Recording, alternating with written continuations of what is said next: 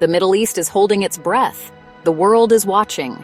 Two of the region's most powerful nations, Israel and Iran, stand on the edge of a conflict that could reshape global security. The air is thick with threats of military strikes, diplomatic ultimatums, and the constant hum of war preparations. For weeks, headlines have been dominated by the possibility of an imminent Israeli attack on Iran's nuclear facilities. This is not a sudden storm, but a gathering tempest, one that has been brewing for decades. Understanding why these two countries are now such bitter enemies requires looking back in time to a period when their relationship was remarkably different, and tracing the long, troubled path that led them to this dangerous precipice. Before the 1979 Islamic Revolution, Israel and Iran were not enemies. In fact, they were quiet partners. Under the rule of the Shah, Iran was a key ally for Israel in a largely hostile Arab world. They shared intelligence, engaged in military cooperation, and maintained strong economic ties. Iran supplied Israel with oil, and Israel provided Iran with weapons and agricultural technology. This strategic friendship was built on a shared perception of threat from powerful Arab states, like Egypt under Gamal Abdel Nasser. It was a pragmatic alliance, a quiet understanding that served both nations' interests in a volatile region. This history is often forgotten, but it is essential to understanding the profound transformation that followed. Everything changed with the Iranian Revolution in 1979. The Shah was overthrown and Ayatollah Ruhollah Khomeini came to power, establishing the Islamic Republic.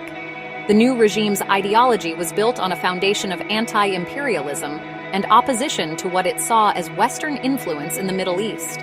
Israel, a close ally of the United States, was branded the Little Satan, while America was the Great Satan. From this point forward, Iran's official policy became one of fierce hostility toward Israel. The new leaders in Tehran cut all ties, viewing Israel as an illegitimate state and an occupier of Muslim lands, making its destruction a core ideological goal. This ideological shift laid the groundwork for the 4 decades of conflict that have followed. For Iran, opposing Israel became a way to project its influence and position itself as the leader of the Muslim world.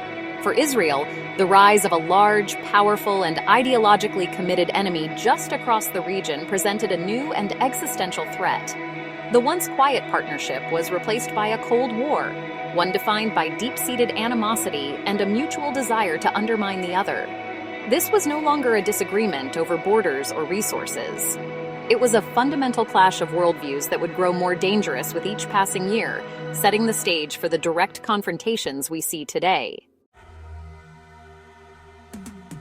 For many years, the conflict between Israel and Iran was fought not on an open battlefield, but in the shadows. This shadow war has been a campaign of clandestine operations, a hidden struggle waged through espionage, cyber attacks, and targeted assassinations. Israel, through its intelligence agencies like Mossad, has been accused of carrying out operations deep inside Iran. These have allegedly included sabotaging nuclear facilities, disrupting critical infrastructure through sophisticated computer viruses, and assassinating key Iranian nuclear scientists.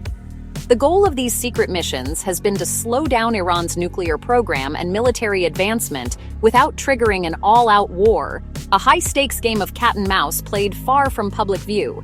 Iran, in turn, has developed its own powerful tools for this secret war.